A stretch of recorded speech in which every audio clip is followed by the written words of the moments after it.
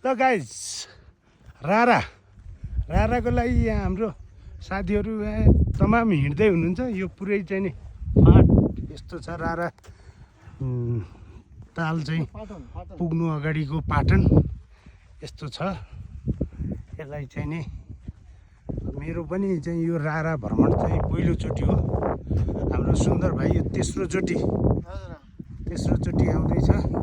यहाँ अगाडि हाम्रो टोली पनि गएको छ। हाम्रो कृष्ण सेजवाल दाईको नेतृत्वमा विभागीय कार्य समितिका साथीहरूसहित चाहिँ हामी हिँड्दैछौँ। तपाईँलाई चाहिँ कस्तो लाग्यो यो ठाउँ? यो मेरो राराको पहिलो भ्रमण भएको हुनाले म त एकदम अत्यन्त खुसी छु। हाई अल्टिट्युड लाग्छ कि भन्ने मलाई चाहिँ डर थियो। हिजो बेलुका अलि लाए? हिजो बेलुका चाहिँ बसेको ठाउँमा चाहिँ अलिकति असहज भयो मलाई सुत्नलाई। हाइट हामी 3300 मिटर मात्र 3100 मिटरमा सुत्यो थियो। 3300मा अहिले त 3000 कतिको फेरिमा आइएको छ। त्यसले गर्दाखेरि चाहिँ अहिले त्यस्तो केही समस्या छैन। साथीहरू एकचोटि यो चाहिँ रारा चाहिँ नै आउनै पर्छ। यो पाटनमा तपाईँलाई यी घोडा चढेको पाटनमा घोडा चढेको छ। मान्छेहरूले रमाइलो गरिरहेछन्, घोडा चढिरहेछन्। रारा आउनको लागि सम्पूर्णलाई चाहिँ एकपल्ट आन्तरिक पर्यटन बढाउँ भन्ने मूल नारा नै अहिले नेपाल सरकारको। सब साथीहरूलाई चाहिँ वेलकम है रारामा। सब साथीहरू आउनु होला। तर यो ल बाँकी भिडियो हामी अब राराको तालमै पुगेपछि हाल्छौँ।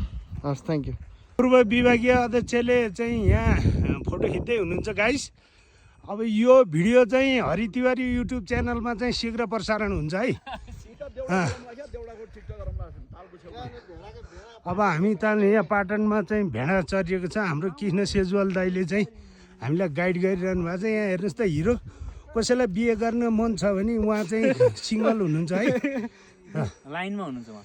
हाम्रो पूर्व विभागीय अध्यक्ष ईश्वर आर्याल नमस्कार। राराको बारेमा केही भनिदिनुहोस् न। रारा भेट्न चाहिँ अब 5-7 मिनट बाँकी छ उहाँहरूको भनेअनुसार। तर यो प्राकृतिक यो जुन सेटिङ छ यो हेर्दाखेरि अद्भुत ठाउँमा आइएछ भन्ने मनमा भइरहेछ।